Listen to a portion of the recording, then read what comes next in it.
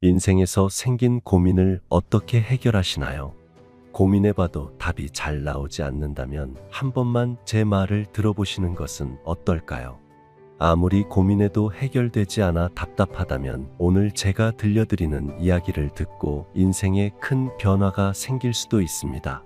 제 말은 큰 돈이 필요한 일도 아니고 따로 노력이 필요하지도 않은데 인생이 술술 풀리는 비결이기 때문입니다. 많은 사람들은 이렇게 말합니다. 외모는 그렇게 중요하지 않다. 내면이 중요하다. 하지만 정말 외모는 중요하지 않은 것일까요? 내 외면에서 드러나는 태도가 내 인생을 바꿀 수 있습니다. 오늘은 여러분에게 외모를 바꿔서 인생에 좋은 인연이 생기고 돈복이 굴러들어오는 방법을 알려드리겠습니다. 잠시만 제 이야기를 들어보시기 바랍니다. 중국 당나라에서 관리를 선발할 때도 글 공부보다 외모가 우선시되는 기준이었습니다. 조선시대에서도 인재 판별 기준이라는 신원서판에서도 외모가 첫 번째 조건이었습니다. 그럼 어떻게 해야 좋은 외모를 가꿀 수 있을까요? 그 방법에 대해 알려드리겠습니다.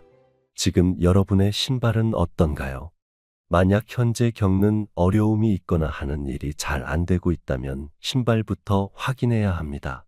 신발이 깨끗한지 굽이 닳거나 가죽이 까지지 않았는지 말입니다. 왜냐하면 옛부터 신발은 행운과 복이 굴러들어오는 장소로 나를 안내하기 때문입니다. 예쁘기는 하지만 신으면 발이 아픈 구두는 들어온 복을 차버리게 됩니다. 또 낡은 운동화나 구두는 절대 신지 말아야 합니다. 더러운 신발을 신고 다니는 사람은 행동과 생각에 조심성이 없는 이미지를 줍니다. 사람을 상대할 때 첫인상부터 지고 들어가는 것이죠. 내 신발의 굽이 얼마나 닳았는지 확인하는 것만으로도 앞으로 운이 들어올 수 있는지 파악할 수 있습니다. 나를 어디론가 데려다 줄 신발이 더럽다면 내가 가는 곳에서도 환영받지 못할 가능성이 높습니다. 비싼 옷을 입지 않더라도 좋습니다. 명품이 아니라도 좋습니다. 지금 내가 신고 다니는 신발을 확인해 보세요. 또 걸음걸이도 인적인 운과 나의 재물운과도 뗄 수 없는 관련이 있습니다. 길을 가다 보면 항상 가난해 보이는 사람은 구부정하고 어딘가 불편한 걸음을 하고 있습니다. 심지어 어딘가 아파 보이기도 합니다. 하지만 재벌이나 돈이 많은 부자들을 한번 볼까요? 그들은 아무리 나이가 많이 들었어도 항상 또박또박 걸으며 고개를 빳빳하게 세우고 허리가 곧게 서 있습니다. 재물운이 좋은 사람의 걸음거리는 가슴을 활짝 펴고 바른 자세로 신발을 질질 끌지 않고 단정하게 걷는 것입니다. 청결한 신발과 바른 걸음걸이는 운세 상승의 기본입니다. 만약 지금 하는 일이 너무 잘 안 된다고 하더라도 절대로 구부정하게 다니지 마세요. 이럴 때일수록 차라리 내가 가진 것 중에서 제일 좋고 깨끗한 신발을 신고 바른 걸음으로 걸어보세요. 외모가 주는 이점은 남들보다 앞선 출발선에 설 수 있다는 것입니다. 생각해 보세요. 내가 멋지고 예쁘게 꾸미고 나간 날은 사람들이 유난히 친절하다고 느껴지는 경우가 많고 나의 마음가짐도 달라집니다. 마음 밑에서부터 자신감이 솟아오릅니다. 하지만 유독 너무 후줄근하게 입고 외출했을 때는 사람을 최대한 안 마주치고 얼른 집에 오고 싶다는 마음이 듭니다. 왜 그럴까요? 내 자신이 이미 알고 있는 것입니다. 아무리 내면이 중요하다고 하더라도 마음가짐에서부터 드러나는 것은 숨길 수가 없습니다. 외모가 출발선을 조금 앞에 놓아준다면 그 속도를 유지하고 계속 질주하게 만들어주는 것은 내면입니다. 외모만 믿고 내면을 가꾸지 않는다면 생명이 길 수 없습니다. 그렇기에 외모를 통해 출발선을 앞당기고 그 후에 갈고 닦은 내면의 아름다움을 발휘해야 합니다.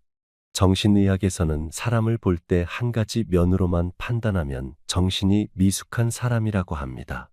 그러나 안타깝게도 우리가 사는 이 세상은 사람을 외모로 판단하고 있는 미숙한 사람들로 가득하다는 것을 절대 잊지 말아야 합니다.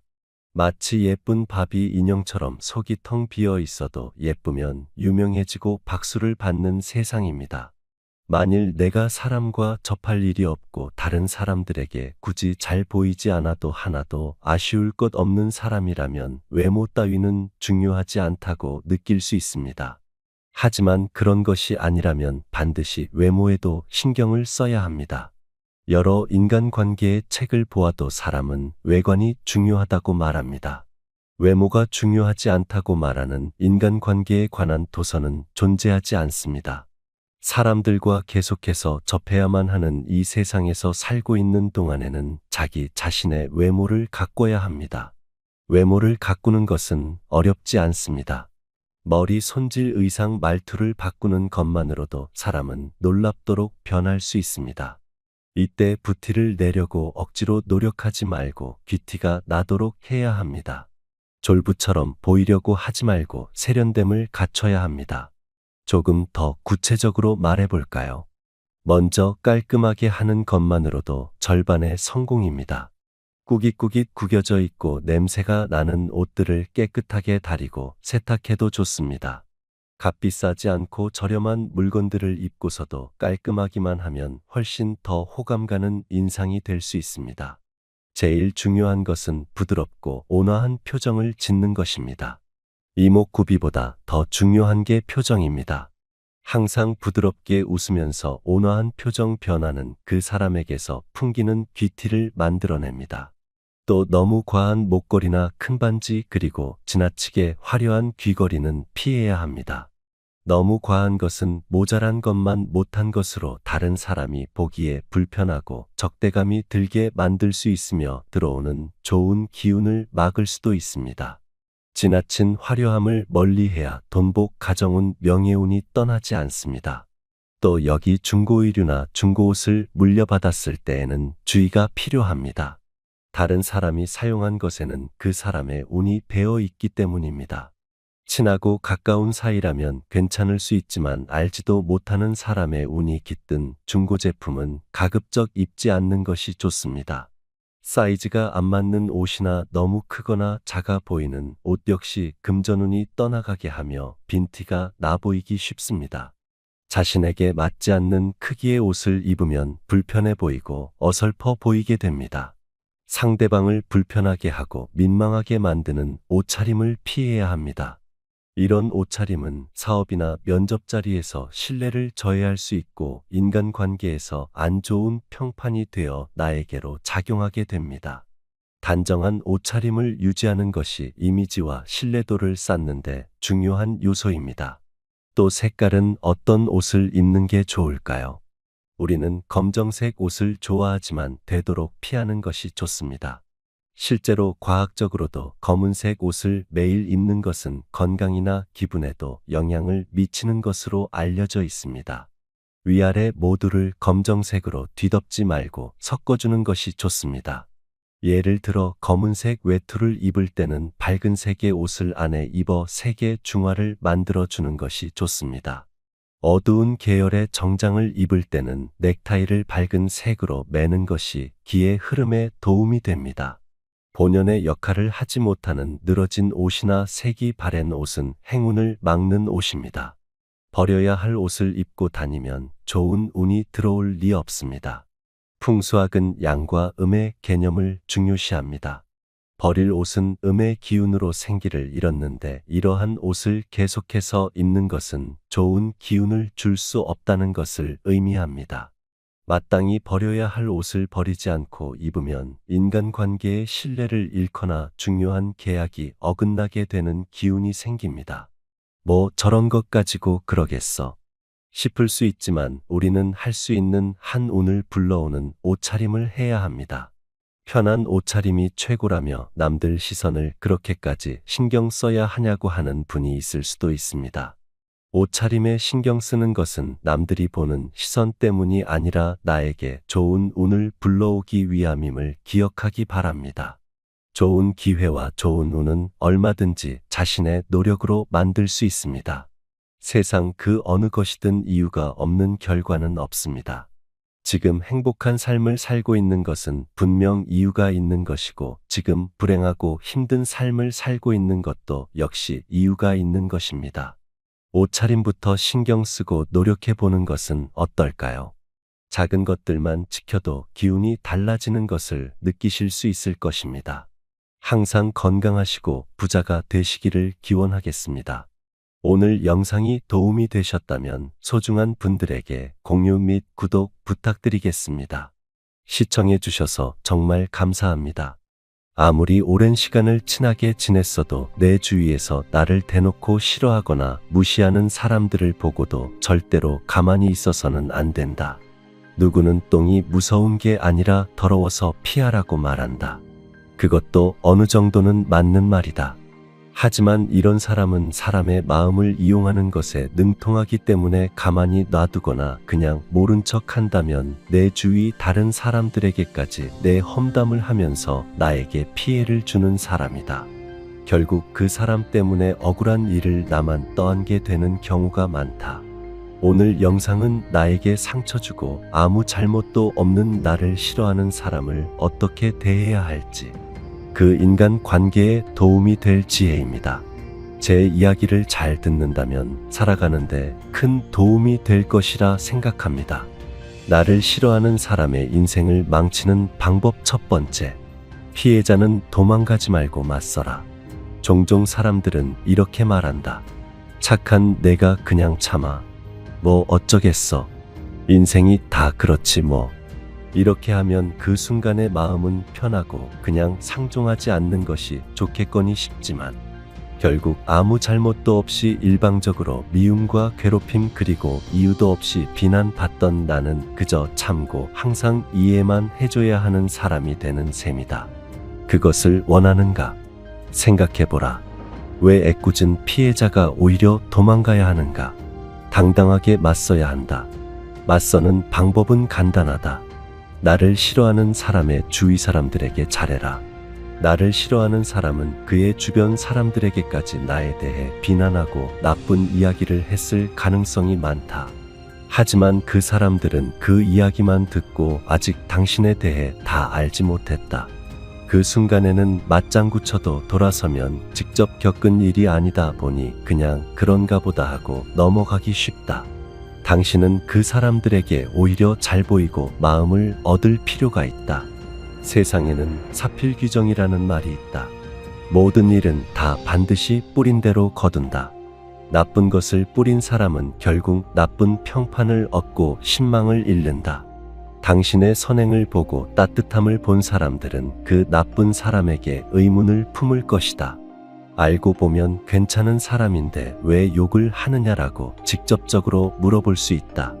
그 순간 나를 싫어하는 사람은 또 억지를 부리며 과장해서 험담을 해댈 것이고 그런 언행은 결국 자신들이 보고 겪은 사실과 다르다는 것이 점차 세상에 드러날 것이다. 결국 나를 미워하는 사람을 고립시켜야 한다. 그렇지 않고 내가 그냥 피해버리면 나는 계속 못난 사람으로 남게 되는 것이다. 명심하라.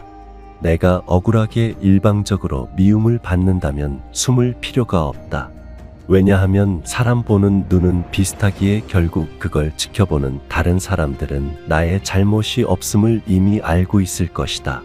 그러니 숨지 말고 그 주변 사람들에게 선함을 드러내면서 고립시켜라. 그게 복수다.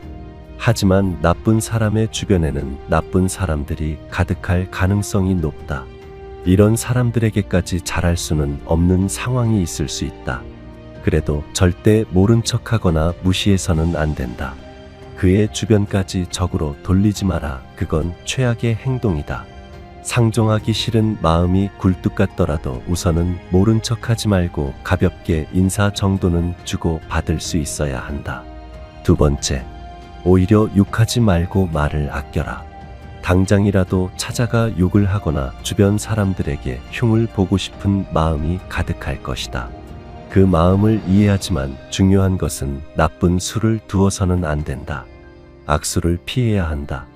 일단 잠시 그 상황에서 벗어나라. 나를 분노하게 만든 그 자리를 피하는 것은 결코 장기적인 해결책이 아니다.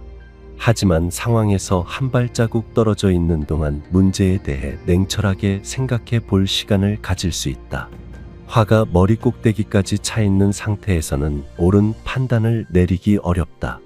또한 그런 상황에서 화를 내는 것은 괜히 엄한 사람들까지 적으로 돌릴 수 있다.